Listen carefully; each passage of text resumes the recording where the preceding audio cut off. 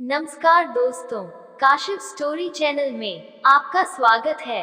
आज फिर से आई हूँ एक नई कहानी के साथ। आज की कहानी है मुंशी प्रेमचंद की। तो चलिए सुनते हैं मुंशी प्रेमचंद के जीवन के बारे में। मुंशी प्रेमचंद के उपनाम से लिखने वाले धनपत राय श्रीवास्तव हिंदी और उर्दू के महानतम भारतीय लेखकों में से एक हैं। उन्हें मुंशी प्रेमचंद व नवाब राय नाम से भी जाना जाता है और उपन्यास सम्राट के नाम से अभिहित किया जाता है। इस नाम से उन्हें सर्वप्रथम बंगाल के विख्यात उपन्यासकार शरत चंद्र चट्टोपाध्याय ने संबोधित किया था। प्रेमचंद ने हिंदी कहानी और उपन्यास की एक ऐसी परंपरा का विकास किया जिसने पूरी शती के साहित्य का मार्गदर्शन किया। आगामी एक पूरी पीढ़ी को गहराई तक प्रभावित कर प्रेमचंद ने साहित्य की यथार्थवादी परंपरा की नींव रखी। उनका लेखन हिंदी साहित्य की एक ऐसी विरासत है जिसके बिना हिंदी के विकास का अध्ययन अधूरा होगा। वे एक संवेदनशील लेखक, सचेत नागरिक, कुशल वक्ता तथा सुधी संपादक थे। 20वीं शती के पूर्वार्ध में, जब हिंदी में तकनीकी सुविधाओं का अभाव था, उनका योगदान अतुलनीय है। प्रेमचंद के बाद जिन लोगों ने साहित्य को सामाजिक सरोकारों और प्रगतिशील मूल्यों के साथ आगे बढ़ाने का काम किया, उनमें यशपाल से लेकर मुक्तिबोध तक शामिल हैं। तो आइए जानते हैं मुंशी प्रेमचंद जी का जीवन परिचय। मुंशी प्रेमचंद का जन्म 31 जुलाई 1880 को वाराणसी के निकट लम्ही गांव में हुआ था। उनकी माता का नाम आनंदी देवी था तथा पिता मुंशी अजायब राय लम्ही में डाक मुंशी थे। उनकी शिक्षा का आरंभ उर्दू, फारसी से हुआ और जीवनयापन का अध्यापन से। पढ़ने का शौक उन्हें बचपन से ही लग गया। 13 साल की उम्र में ही उन्होंने तिलिस्मे होशरुबा पढ़ लिया और उन्होंने उर्दू के मशहूर रचनाकार रत्ननाथ, शरसार, मिर्जा रुसबा और मौलाना शरर के उपन्यासों से परिचय प्राप्त कर लिया।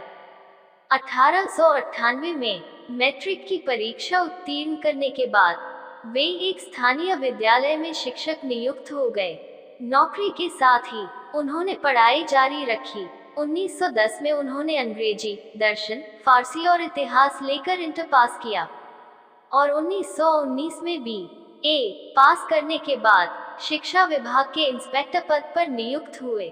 7 वर्ष की अवस्था में उनकी माता तथा 14 वर्ष की अवस्था में पिता का देहांत हो जाने के कारण उनका प्रारंभिक जीवन संघर्षमय रहा। उनका पहला विवाह उन दिनों की परंपरा के अनुसार 15 साल की उम्र में हुआ, जो सफल नहीं रहा। वे आर्य समाज से प्रभावित रहे, जो उस समय का बहुत बड़ा धार्मिक और सामाजिक आंदोलन था। उन्होंने विधवा विवाह का समर्थन किया और 1906 में दूसरा विवाह अपनी प्रगतिशील परंपरा के अनुरूप बाल विधवा शिवरानी देवी से किया। उनकी 3 संतानें हुई, श्रीपत राय, अमृत राय और कमला देवी श्रीवास्तव। 1910 में उनकी रचना सोजे वतन, राष्ट्र का विलाप के लिए हमीरपुर के जिला कलेक्टर ने तलब किया और उन पर जनता को भड़काने का आरोप लगाया। सोजे वतन की सभी प्रतियां जब्त कर नष्ट कर दी गईं। कलेक्टर ने नवाब राय को हिदायत दी कि अब वे कुछ भी नहीं लिखेंगे, यदि लिखा तो जेल भेज दिया जाएगा। इस समय तक प्रेमचंद धनपत राय नाम से लिखते थे। उर्दू में प्रकाशित होने वाली जमाना पत्रिका के संपादक और उनके अजीज दोस्त मुंशी दयानारायण निगम ने उन्हें प्रेमचंद नाम से लिखने की सलाह दी। इसके बाद वे प्रेमचंद के नाम से लिखने लगे। उन्होंने आरंभिक लेखन जमाना पत्रिका में ही किया। जीवन के अंतिम दिनों में वे गंभीर रूप से बीमार पड़े। उनका उपन्यास मंगलसूत्र पूरा नहीं हो सका और लंबी बीमारी के बाद 8 अक्टूबर 1936 को उनका निधन हो गया। उनका अंतिम उपन्यास मंगलसूत्र उनके पुत्र अमृत ने पूरा किया। तो आइए जानते हैं मुंशी प्रेमचंद का पारिवारिक जीवन कैसा था। मुंशी प्रेमचंद का कुल दरिद्र कायस्थों का था, जिनके पास करीब 6 बीघे जमीन थी और जिनका परिवार बड़ा था। प्रेमचंद के पितामह मुंशी गुरु सहाय लाल पटवारी थे। उनके पिता मुंशी अजायब लाल डाक मुंशी थे और उनका वेतन लगभग 25 रुपये मासिक था। उनकी मां आनंद देवी सुंदर, सुशील और सुघड़ महिला थी। 6 महीने की बीमारी के बाद प्रेमचंद की मां की मृत्यु हो गई। तब वे 8वीं कक्षा में पढ़ रहे थे। 2 वर्ष के बाद उनके पिता ने फिर विवाह कर लिया और उनके जीवन में विमाता का अवतरण हुआ। प्रेमचंद के इतिहास में विमाता के अनेक वर्णन हैं। ये स्पष्ट है कि प्रेमचंद के जीवन में मां के अभाव की पूर्ति विमाता द्वारा न हो सकी थी। अब बात करते हैं मुंशी प्रेमचंद का वैवाहिक जीवन कैसा था। जब प्रेमचंद 15 वर्ष के थे, उनका विवाह हो गया। वह विवाह उनके सौतेले नाना ने तय किया था। उस काल के विवरण से लगता है कि लड़की न तो देखने में सुंदर थी, न वह स्वभाव से शीलवती थी। वह झगड़ालू भी थी।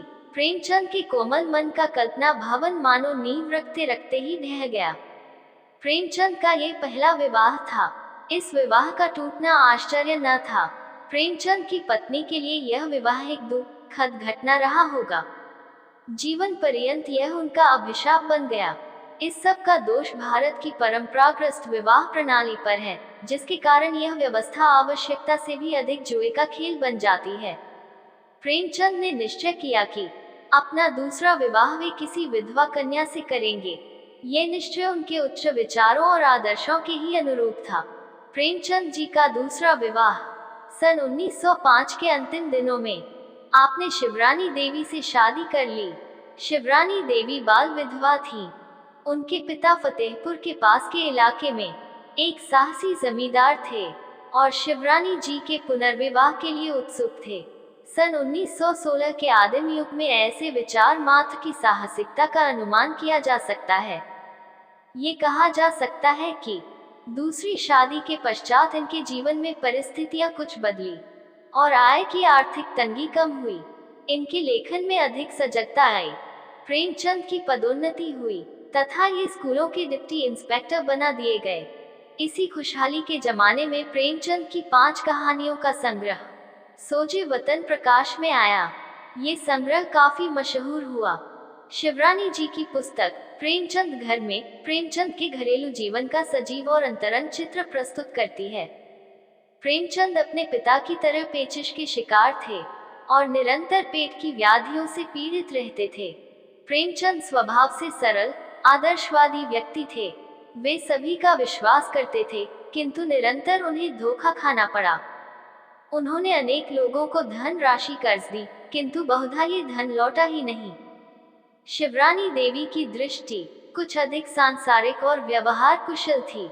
वे निरंतर प्रेमचंद की उदार हृदयता पर ताने कसती थी, क्योंकि अनेक बार कुपात्र ने ही इस उदारता का लाभ उठाया।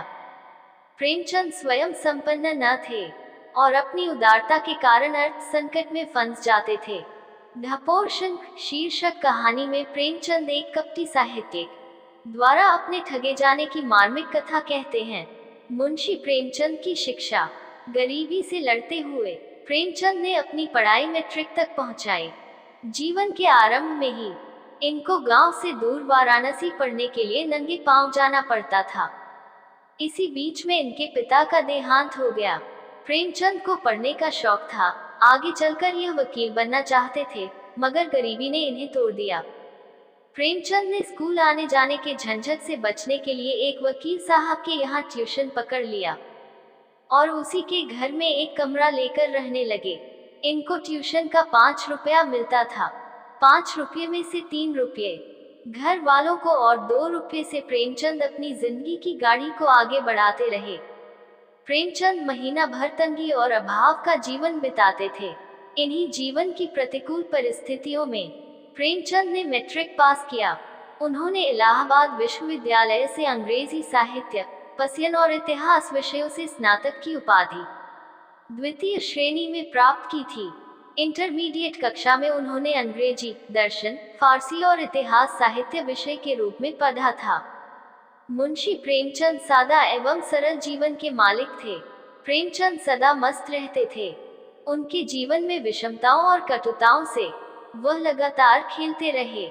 इस खेल को उन्होंने बाजी मान लिया, जिसको हमेशा जीतना चाहते थे। कहा जाता है कि प्रेमचंद हंसोड़ प्रकृति के मालिक थे। विषमताओं भरे जीवन में हंसोड़ होना एक बहादुर का काम है। इससे इस बात को भी समझा जा सकता है कि वह अपूर्व जीवनी शक्ति का द्योतक थे। सरलता, सौजन्यता और उदारता की वह मूर्ति थे। जहां उनके हृदय में मित्रों के लिए उदार भाव था, वहीं उनके हृदय में गरीबों एवं पीड़ितों के लिए सहानुभूति का अथाह सागर था। प्रेमचंद उच्च कोटि के मानव थे। इनको गांव जीवन से अच्छा प्रेम था। वह सदा साधारण गंवई लिबास में रहते थे। जीवन का अधिकांश भाग उन्होंने गांव में ही गुजारा। बाहर से बिल्कुल साधारण दिखने वाले प्रेमचंद अंदर से जीवनी शक्ति के मालिक थे। अंदर से जरा सा भी किसी ने देखा तो उसे प्रभावित होना ही था। वह आडंबर एवं दिखावा से मीलों दूर रहते थे। जीवन में न तो उनको विलास मिला और न ही उनको इसकी तमन्ना थी। तमाम महापुरुषों की तरह अपना काम स्वयं करना पसंद करते थे। ईश्वर के प्रति आस्था, जीवन के प्रति उनकी अगाध आस्था थी। लेकिन जीवन की विषमताओं के कारण वह कभी भी ईश्वर के बारे में आस्थावादी नहीं बन सके। धीरे धीरे वे अनीश्वरवादी से बन गए थे। एक बार उन्होंने जैनेंद्र जी को लिखा, तुम आस्तिकता की ओर बढ़े जा रहे हो, जा नहीं रहे पक्के भगत बनते जा रहे हो। मैं संदेह से पक्का नास्तिक बनता जा रहा हूँ। मृत्यु के कुछ घंटे पहले भी उन्होंने जैनेंद्र जी से कहा था, ज्ञानेंद्र, लोग ऐसे समय में ईश्वर को याद करते हैं, मुझे भी याद दिलाई जाती है, पर मुझे अभी तक ईश्वर को कष्ट देने की आवश्यकता महसूस नहीं हुई। प्रेमचंद और शोषण का बहुत पुराना रिश्ता माना जा सकता है, क्योंकि बचपन से ही शोषण के शिकार रहे। प्रेमचंद इससे अच्छी तरह वाकिफ हो गए थे। समाज में सदा वर्गवाद व्याप्त रहा है। समाज में रहने वाले हर व्यक्ति को किसी न किसी वर्ग से जुड़ना ही होगा। प्रेमचंद ने वर्गवाद के खिलाफ लिखने के लिए ही सरकारी पद से त्यागपत्र दे दिया। वह इससे संबंधित बातों को उन्मुख होकर लिखना चाहते थे। उनके मुताबिक वर्तमान युग न तो धर्म का है और न ही मोक्ष का, अर्थ ही इसका प्राण बनता जा रहा है। आवश्यकता के अनुसार अर्थोपार्जन सबके लिए अनिवार्य होता जा रहा है। इसके बिना जिंदा रहना सर्वथा असंभव है। प्रेमचंद जी कहते हैं कि समाज में जिंदा रहने में जितनी कठिनाइयों का सामना लोग करेंगे, उतना ही वहाँ गुनाह होगा। अगर समाज में लोग खुशहाल होंगे तो समाज में अच्छाई ज्यादा होगी और समाज में गुनाह नहीं के बराबर होगा। प्रेमचंद ने शोषित वर्ग के लोगों को उठाने का हर संभव प्रयास किया। उन्होंने आवाज लगाई, ये लोगों, जब तुम्हें संसार में रहना है तो जिंदों की तरह रहो, मुर्दों की तरह जिंदा रहने से क्या फायदा। प्रेमचंद ने अपनी कहानियों में शोषक समाज के विभिन्न वर्गों की करतूतों व हथकंडों का पर्दाफाश किया है। प्रेमचंद उनका साहित्यिक नाम था और बहुत वर्षों बाद उन्होंने ये नाम अपनाया था। उनका वास्तविक नाम धनपत राय था। जब उन्होंने सरकारी सेवा करते हुए कहानी लिखना आरंभ किया, तब उन्होंने नवाब राय नाम अपनाया। बहुत से मित्र उन्हें जीवन पर्यंत नवाब के नाम से ही संबोधित करते रहे। जब सरकार ने उनका पहला कहानी संग्रह सोजे वतन जब्त किया, तब उन्हें नवाब राय नाम छोड़ना पड़ा। बाद का उनका अधिकतर साहित्य प्रेमचंद के नाम से प्रकाशित हुआ। इसी काल में प्रेमचंद ने कथा साहित्य बड़े मनोयोग से पढ़ना शुरू किया। एक तंबाकू विक्रेता की दुकान में उन्होंने कहानियों के अक्षय भंडार तिलिस में होशरुबा का पाठ सुना। इस पौराणिक गाथा के लेखक फैजी बताए जाते हैं, जिन्होंने अकबर के मनोरंजन के लिए ये कथाएं लिखी थी। एक पूरे वर्ष प्रेमचंद ये कहानियां सुनते रहे और इन्हें सुनकर उनकी कल्पना को बड़ी उत्तेजना मिली। कथा साहित्य की अन्य अमूल्य कृतियां भी प्रेमचंद ने पढ़ी। इनमें सर शार्प की कृतियां और रेनाल की लंदन रहस्य भी थी। गोरखपुर में बुद्धिलाल नाम के पुस्तक विक्रेता से उनकी मित्रता हुई। वे उनकी दुकान की कुंजियां स्कूल में बेचते थे और इसके बदले में वे कुछ उपन्यास अल्पकाल के लिए पढ़ने को घर ले जा सकते थे। इस प्रकार उन्होंने 2-3 वर्षों में सैकड़ों उपन्यास पढ़े होंगे। इस समय प्रेमचंद के पिता गोरखपुर में डाक मुंशी की हैसियत से काम कर रहे थे। गोरखपुर में ही प्रेमचंद ने अपनी सबसे पहली साहित्यिक कृति रची। ये रचना एक अविवाहित मामा से संबंधित प्रसहन था। मामा का प्रेम एक छोटी जाति की स्त्री से हो गया था। वे प्रेमचंद को उपन्यासों पर समय बर्बाद करने के लिए निरंतर डांटते रहते थे। मामा की प्रेम कथा को नाटक का रूप देकर प्रेमचंद ने उनसे बदला लिया। ये प्रथम रचना उपलब्ध नहीं है, क्योंकि उनके मामा ने क्रुद्ध होकर पांडुलिपि को अग्नि को समर्पित कर दिया। गोरखपुर में प्रेमचंद को एक नए मित्र महावीर प्रसाद पोतदार मिले और इनसे परिचय के बाद प्रेमचंद और भी तेजी से हिंदी की ओर झुके। उन्होंने हिंदी में शेख सादी पर एक छोटी सी पुस्तक लिखी थी, टॉल्स्टॉय की कुछ कहानियों का हिंदी में अनुवाद किया था और प्रेम पचीसी की कुछ कहानियों का रूपांतर भी हिंदी में कर रहे थे। ये कहानियां सप्त सरोज शीर्षक से हिंदी संसार के सामने सर्वप्रथम सन 1917 में आईं। ये 7 कहानियां थीं।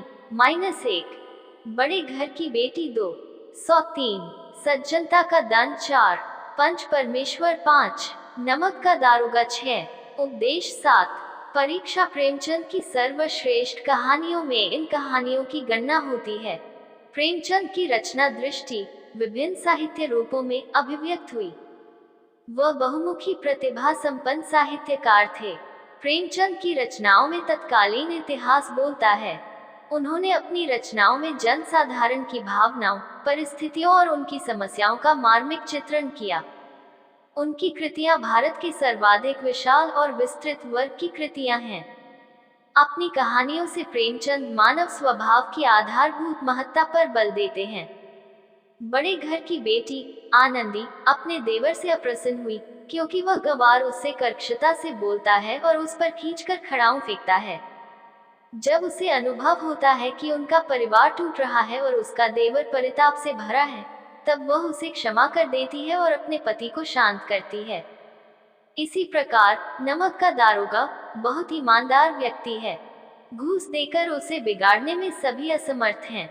सरकार उसे सख्ती से उचित कार्रवाई करने के कारण नौकरी से बर्खास्त कर देती है, किंतु जिस सेठ की घूस उसने अस्वीकार की थी, वह उसे अपने यहाँ ऊंचे पद पर नियुक्त करता है। वह अपने यहाँ ईमानदार और कर्तव्यपरायण कर्मचारी रखना चाहता है। इस प्रकार प्रेमचंद के संसार में सत्कर्म का फल सुखद होता है। वास्तविक जीवन में ऐसी आश्चर्यप्रद घटनाएं कम घटती हैं। गांव का पंच भी व्यक्तिगत विद्वेष और शिकायतों को भूलकर सच्चा न्याय करता है। उसकी आत्मा उसे इसी दिशा में ठेलती है। असंख्य भेदों, पूर्वाग्रहों, अंधविश्वासों, जात पात के झगड़ों और हठधर्मियों से जर्जर ग्राम समाज में भी ऐसा न्याय धर्म कल्पनातीत लगता है।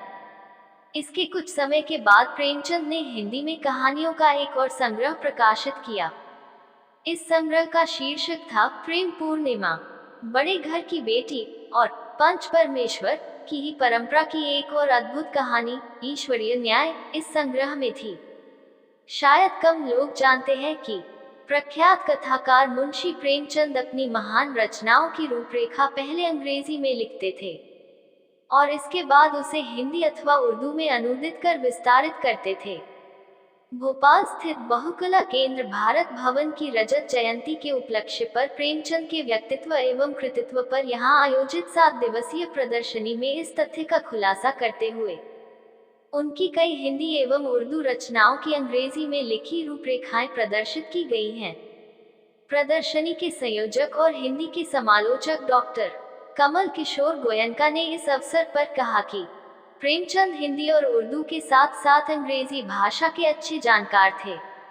डॉक्टर गोयनका ने बताया कि प्रेमचंद अपनी कृतियों की रूपरेखा पहले अंग्रेजी में ही लिखते थे, उसके बाद उसका अनुवाद करते हुए हिंदी या उर्दू में रचना पूरी कर देते थे।